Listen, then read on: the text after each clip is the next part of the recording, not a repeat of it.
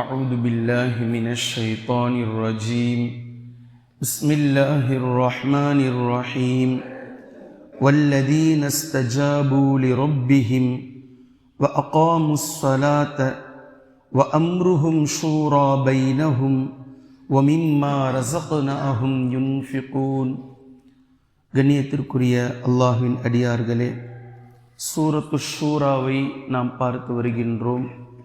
அதில் கடைசியாக 36, 37, 38, 39 ஆகிய 4 வசனங்களுடைய தர்ஜுமாவை பார்த்து முடித்துவிட்டு 36வது முதல் வசனமான அந்த வசனத்திற்கு விளக்கத்தை பார்த்து விட்டோம்.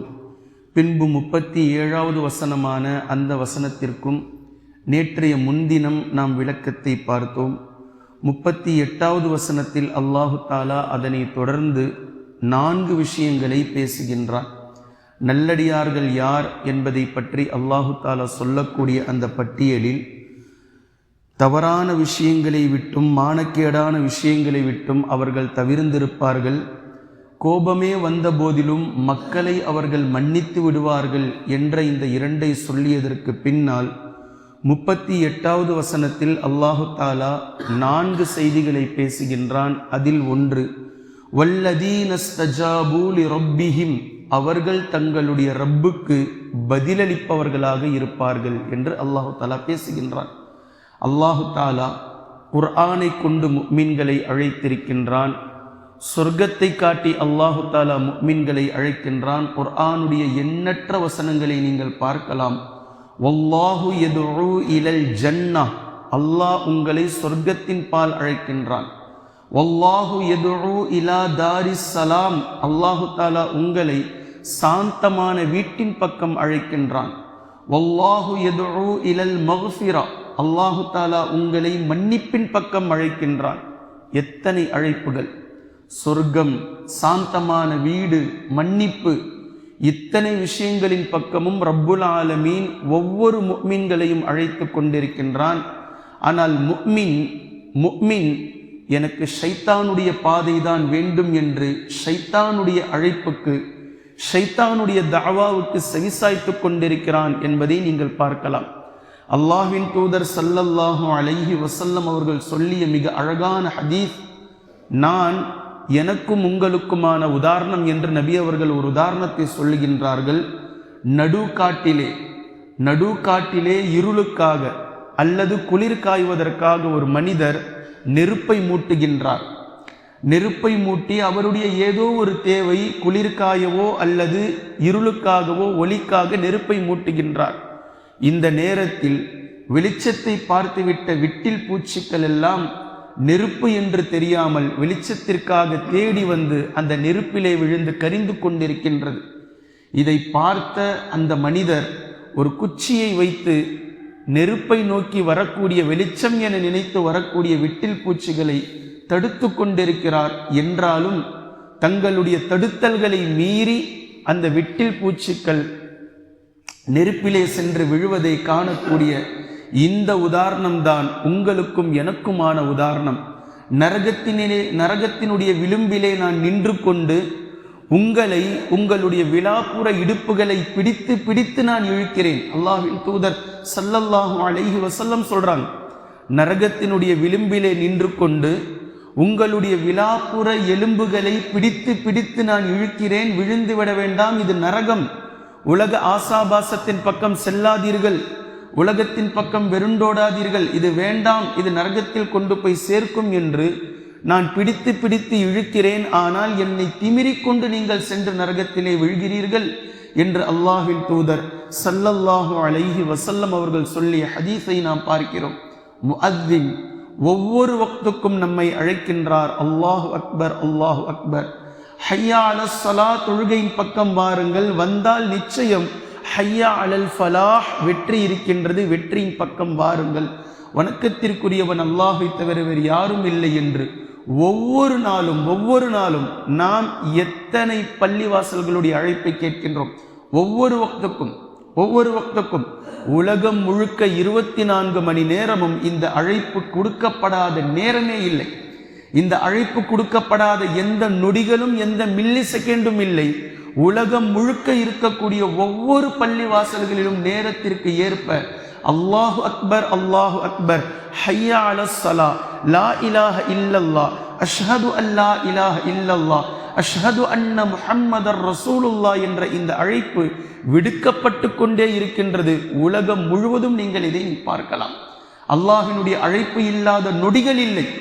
இப்படி அழைத்ததற்கு பின்பும் ஒரு முஸ்லிம், கலிமா சொல்லிவிட்ட முஸ்லிம், நான் தொழமாட்டேன், நான் பராமுகமாக இருப்பேன், நான் இதையெல்லாம் ஏற்றுக்கொள்ள மாட்டேன் என்று இருக்கிறார் என்றால் இவருடைய நெஞ்செழுத்தம், இவருடைய துணிச்சல், இவருடைய துணிவு, இவர் நாளை நான் நரகத்திற்கு சென்றாலும் பிரச்சனை இல்லை, அதெல்லாம் நான் பார்த்துக்கிறேன், என்னுடைய மௌத்துடைய நேரத்தில் வானவர்கள் வந்தால், மலக்குல் மௌத் அலைஹிஸ்ஸலாம் வந்தால் அதை நான் பார்த்து கொள்கிறேன் என்று இருக்கக்கூடிய இப்படிப்பட்ட விஷயத்திற்கு நாம் என்ன சொல்ல முடியும்? அழைப்புகளில் ஆகச் சிறந்த அழைப்பு ஒன்று இருக்கின்றது. அல்லாஹு தாலா 2 நபர்களையும் அழைப்பான்.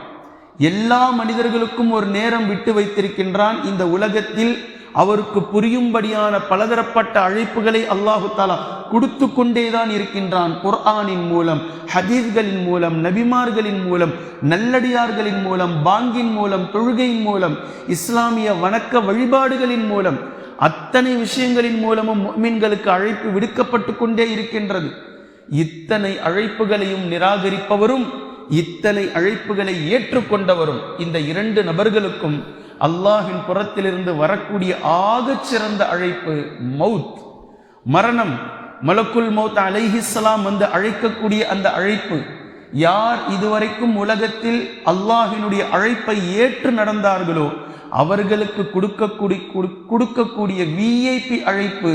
இதுநாள் வரையில் அல்லாஹ்வினுடைய அழைப்பிற்கு நீங்கள் மதிப்பளித்தீர்கள், இப்போது அல்லாஹு தஆலா உங்களை கண்ணியமான ஒரு இடத்திற்கு உயர்த்த விரும்புகின்றான். அவனுடைய அழைப்பு இந்த உலகத்தில் உங்களுக்கு விடுக்கப்படக்கூடிய கடைசி அழைப்பு, மறுமையினுடைய முதல் அழைப்பு. வாருங்கள், அல்லாஹு தஆலா நீங்கள் செய்த நன்மைக்கான உச்ச இடத்தில் உங்களை வைத்து பார்க்க, அழகு பார்க்க கூப்பிடுகின்றான் என்று வரக்கூடிய அந்த அழைப்பு. இதை ஒரு முஃமின் எப்படி எதிர்கொள்வார்? சந்தோஷமாக எதிர்கொள்வார். இந்த நாளுக்காகத்தான், இந்த வருடத்திற்காகத்தான், இந்த மாதத்திற்காகத்தான், இந்த தினம், இந்த நேரத்திற்காகத்தான் நான் காத்திருந்தேன்.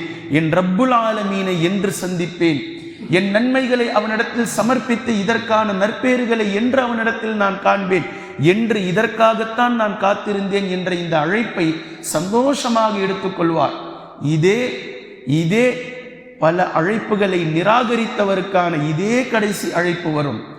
அல்லாஹு தஆலா புரிய வைக்கும்படியான இந்த உலகத்தில் அழைத்த இத்தனை அழைப்புகள் எல்லாவற்றையும் பொடுபோக்காக கடந்தார், எல்லாவற்றையும் நிராகரித்தார், எல்லாவற்றையும் லேசினஸில் தூக்கி முதுகுக்கு பின்னால் கிடப்பில் போட்டார். கடைசியாக அழைக்கக்கூடிய அழைப்பு எப்படி இருக்கும்? இதுநாள் வரையிலும் அல்லாஹு தஆலா அழைத்த எந்த அழைப்பையும், குர்ஆன் அழைத்த எந்த அழைப்பையும் நீ செவிமடுக்கவில்லை. ஆனால் இந்த அழைப்பு உனக்கான கடைசி அழைப்பாக உலகத்தில் வந்துவிட்டது.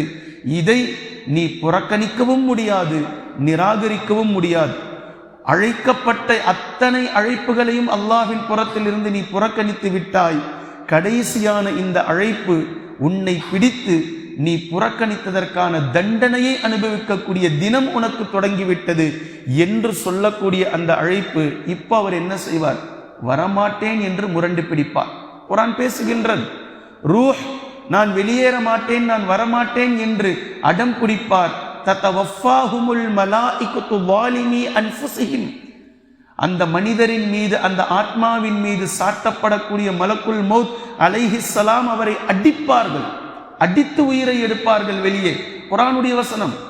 அடித்து எடுக்கக்கூடிய தினம் வரும். தீயவர்களுடைய ஒவ்வொரு நபர்களுடைய ரூஹும் இப்படித்தான். அல்லாஹ்வினுடைய அழைப்பையா நீ மறுத்தாய்? குர்ஆனுடைய அழைப்பையா நீ மறுத்தாய்?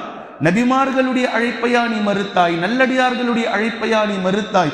எத்தனை அழைப்புகள்! மன்னிக்கின்றேன், மன்னிக்கின்றேன், உங்களுடைய தௌபாவுக்காக எனது 2 கரங்களை நான் விரித்து வைத்திருந்தேனே, ஒவ்வொரு தஹஜ்ஜுதிலும், ஒவ்வொரு தினங்களிலும் நீ தௌபா செய்து விடு, என்னிடத்தில் மீண்டு விடு என்று அல்லாஹு தஆலா அழைத்து கொண்டிருந்தானே.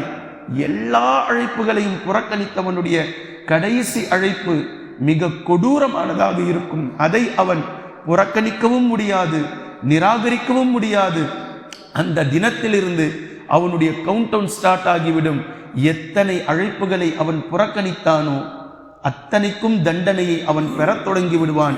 ஆனால் அல்லாஹு தாலா இந்த இடத்தில் நல்லடியார்களை பற்றி அதைத்தான் பேசுகின்றான். வல்லதீனஸ்தஜாபூ லிரப்பிஹிம், அவர்கள் தங்களுடைய ரப்பினுடைய அழைப்பிற்கு பதிலளிப்பார்கள். அல்லாஹு தாலா குர்ஆனில் பேசக்கூடிய ஒரு விஷயம், யா அய்யுஹல்லதீன ஆமனுஸ்தஜீபு, அல்லாஹுக்கும் அல்லாஹுடைய தூதருக்கும் நீங்கள் உயிரோடு இருக்கும் காலமெல்லாம், உயிரோடு இருந்தால் அவர்களுடைய அழைப்பிற்கு நீங்கள் பதிலளித்து விடுங்கள். அல்லாஹ்வின் தூதர் ஸல்லல்லாஹு அலைஹி வஸல்லம் அவர்கள் ஒரு சஹாபி தொழுகையில் இருக்கும் போது அழைத்தார்கள். அவர் தொழுகையை முடித்ததற்கு பின்பு வந்து பதில் கூறினார். அப்போது அல்லாஹ்வின் தூதர் ஸல்லல்லாஹு அலைஹி வஸல்லம் அவர்கள், நான் உங்களை அழைத்தேனே, ஏன் எனக்கு பதிலளிக்கவில்லை என்று கேட்டபோது, அல்லாஹ்வின் தூதரை, நான் தொழுகையில் இருந்தேன். நபி அவர்கள் இந்த குர்ஆனுடைய வசனத்தை எடுத்து ஓதி காட்டினார்கள்.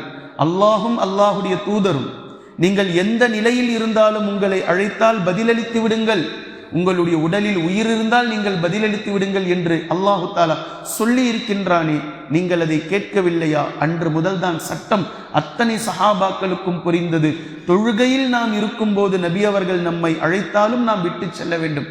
நபி அவர்களுடைய அழைப்பு சாதாரண அழைப்பல்ல, நபி அவர்களுடைய அழைப்பு மார்க்கத்தின் கட்டுப்பட்ட அழைப்பு. அல்லாஹும் அல்லாஹுடைய தூதர் ஸல்லல்லாஹு அலைஹி வஸல்லம் அவர்களுடைய அழைப்பு நம்மை உயர்த்துவதற்கான அழைப்பு, நம்மை சொர்க்கத்தில் சேர்ப்பதற்கான அழைப்பு. எனவே இந்த விஷயத்தை குர்ஆனின் மூலம் நம்மால் புரிந்து கொள்ள முடிகின்றது.